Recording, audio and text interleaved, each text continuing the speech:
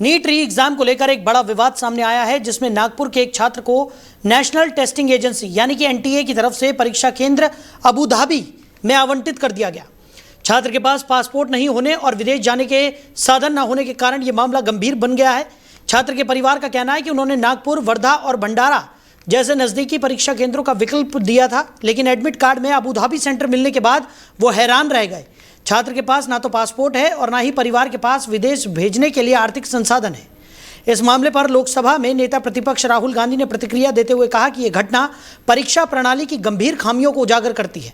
उन्होंने social media platform x पर लिखा कि छात्र रात भर तनाव में रहा और परीक्षा देने से इनकार करने की स्थिति में पहुंच गया।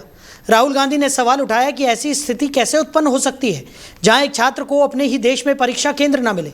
उन्होंने एनटीए की कार्यप्रणाली पर भी सवाल उठाते हुए कहा कि ये व्यवस्था छात्रों और अभिभावकों के धैर्य की परीक्षा ले रही है। वहीं एनटीए की ओर से कहा गया है कि शिकायत पर कार्रवाई की जा रही है और आवश्यक जांच के बाद छात्र को जल्द ही नागपुर में परीक्षा केंद्र आवंटित कर दिया जाएगा।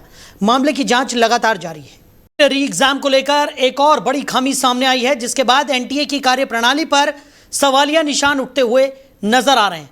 अब नेता प्रतिपक्ष राहुल गांधी ने भी इस पूरे प्रकरण पर सवाल खड़े कर दिए हैं। इसी पर ज्यादा चर्चा के लिए हमारे मैनेजिंग एडिटर रमेश ठाकुर जी हमारे साथ जुड़ गए हैं। रमेश जी, एक बड़ी लापरवाही का मंजर एक बार फिर नीट के री एग्जाम में देखने को मिला है, जहां पर एक छात्र को अबू धाबी में सेंटर दिया गया। इस पर पहले भी हम चर्चा कर चुके हैं, लेकिन अब राजनीतिक गलियारों में भी इस पूरे प्रकरण को लेकर हलचल जो है वो काफ़ी तेज़ होती हुई नजर आ रही है। राहुल गांधी ने एनटीए की कार्यप्रणाली पर सवालिया निशान उठाते हुए साफ तौर पर कहा है कि इस तरीके की प्रणाली से जो छात्र हैं उनके ऊपर मानसिक दबाव यहाँ पर बढ़ रहा है। ऐसे में छात्रों के और अभिभावकों के धैर्य की परीक्षा कब तक लेते रहेंगे, इसका जवाब वो मांगते हुए नजर आ रहे हैं। कैसे देख रहे हैं आप? देखिए, लगभग 3-4 घंटे हो गए जब से खबर है पूरी तरीके से तैर रही है और कल सुबह एग्जाम है। उससे पहले अगर सेंटर को चेंज कर देना और आनन फानन में जब सोशल मीडिया इसको उठाता है, फिर उसके बाद में सेंटर आपको बदल के दे देना, ये गलती यहाँ पे खत्म नहीं हो जाती है। इसके लिए प्रॉपर तरीके से शिक्षा मंत्रालय को इस पे संज्ञान लेना चाहिए था और एनटीए के जिम्मेदार व्यक्तियों को तलब करना चाहिए था ऑफिस में अपने। लेकिन अब आप देख रहे हो कोई शिक्षा मंत्रालय की तरफ से कोई बयान नहीं आया, कुंडी लगा के सब लोग बैठे हुए हैं। तो पहली जिम्मेदारी तो ये शिक्षा मंत्रालय की है, धर्मेंद्र प्रधान की है। लेकिन वो जिम्मेदार व्यक्ति जब नहीं बोल रहे हैं, क्योंकि ये एनटीए दूसरा पार्ट है, उनके अधीन आता है, भाई पहले जिम्मेदारी अकाउंटेबिलिटी आपको ही लेनी पड़ेगी जी। ठीक है, आपको अगर कुछ नहीं पता है इतना सब कुछ जिसके लिए चीजें हो रही हैं, री एग्जाम किया जा रहा है, ये सारी आपकी कमियां खामियों को देखते हुए तो किया जा रहा है, फिर दूसरी कमी आपके सामने आ गई है। इसका मतलब सीधे सीधे है ये जिम्मेदारी आपसे संभाली नहीं जा रही है बिल्कुल भी। और वो बिल्कुल आपने सही कहा कि बच्चों की धैर्य की परीक्षा कब तक लेते रहोगे। ये बच्चे ऐसे ही ज्यादा लोड नहीं ले पाते हैं। एक अभी और खबर आ रही है कि इसी को देखते हुए पीड़ित एक बच्चे ने और आत्महत्या करने की कोशिश की है, उनके फादर ने भी आत्महत्या करने की कोशिश की है। तो वो जो निर्जलता जो सरकार जिस पे उतर आई है, कोई भी मरे, कोई भी कुछ करे, पेपर लीक आउट हो या कुछ हो, कोई फर्क पड़ने वाला नहीं है। क्योंकि अब तक की कार्यशैली जो हम लोग देख रहे हैं उससे तो कम से कम यही दिखाई देता है जी। बिल्कुल, और कहीं ना कहीं जिस तरीके से हम लगातार इस पर चर्चा भी कर रहे हैं, क्योंकि नीट एग्ज़ाम एक ऐसा एग्ज़ाम है जिसके लिए बहुत ज़्यादा प्रिपरेशन की यहाँ पर ज़रूरत होती है, बहुत तैयारी छात्र करते हैं। ऐसे में वो पहले से ही काफ़ी ज़्यादा दबाव में रहते हैं, क्योंकि कंपटीशन बहुत ज़्यादा है। और उस दबाव के बीच में जब इस तरीके की घटनाएँ होती है, जैसे कि ये नागपुर के छात्र के साथ हुआ है, ये पूरे देश में, स्टेट तो दूर की बात है, पूरे देश में उसे कहीं पर कोई एग्जामिनेशन सेंटर अलॉट नहीं किया गया, बल्कि देश के बाहर किसी और कंट्री में उसे एग्जामिनेशन सेंटर यहाँ पर अलॉट किया जा रहा है। इतनी बड़ी खामी किसी ऑर्गेनाइजेशन से कैसे हो सकती है, वो भी इस तरीके के मामलों में जहाँ पर पूरे छात्रों का भविष्य जो है वो टिका हुआ है इस एग्जाम पर। नहीं, इसमें देखो एक चीज ये भी सामने निकल के आ रही है कि कल को अगर इस पे ज्यादा बवाला होता है तो ये लोग इसको भी पाकिस्तान से जोड़ देंगे, कह देंगे कि वहां बैठे बैठे किसी ने हैक कर लिया और हमने तो जो प्रोस्पेक्टस और जो एडमिट कार्ड जो हमने दिया था, हमने तो फलाना सेंटर का दिया था, ये उन्होंने कर दिया, कुछ भी कर सकते हैं।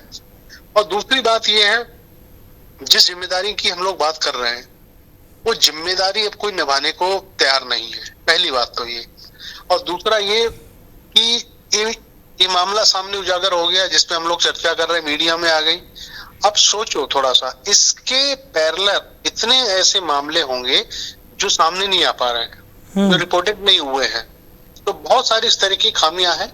और अभी तो चलो एक ही मामला आया है, अभी 10-12 घंटे मेरे ख्याल से भी बचे हुए। कल चुनाव जब पेपर सामने आएगा, कॉपियां खुलेंगी, जब सेंटर पे एग्जाम देने बच्चे जाएंगे, हो सकता है कि उससे पहले तक भी और कोई ड्रामा ना हो जाए कि पता चला फिर पेपर लीक हो गया, क्योंकि अब भरोसा नहीं किया जा सकता है ना इसके ऊपर। खैर, बाकी ये कहा जा रहा है कि जो अब इसके पेपर के जो बंडल हैं वो खुद उसके ऊपर प्रधानमंत्री निगरानी किए हुए हैं। एयरफोर्स के बड़े जहाजों को लगाया गया है कि ऊपर ऊपर से पेपर जाएंगे और पेपर बांट दिए जाएंगे। अब ये चीजें हास्यास्पद हो सकती हैं, लेकिन इसके पीछे अगर सही से एनालिसिस आप करो, जब जो चीज डाक से जाती थी, जिम्मेदार जो अकाउंटेबिलिटी जिसकी विभाग की होती थी वो ले जाते थे, इसका मतलब आपने खुद मान लिया आपकी पुलिस, आपका तंत्र, आपका व्यवस्था सारी की सारी भ्रष्ट है, किसी पे आपको भरोसा नहीं है, इसलिए आपने उड़न खटोला तैयार करा, उससे ये आप पेपर को बांट रहे हो। तो जब चीजें सब सामने हैं, उसके बाद मुझे लगता है कहने सुनने के लिए कोई चीजें बची नहीं है। और बिल्कुल कहीं ना कहीं सरकार जिस तरीके के दावे कर रही है वो सभी दावे इस वक्त विफल साबित होते हुए नजर आ रहे हैं, क्योंकि इससे पहले भी हमने देखा कि जो नीट का एग्जाम हुआ था उसमें धांधली की खबर निकलकर सामने आई।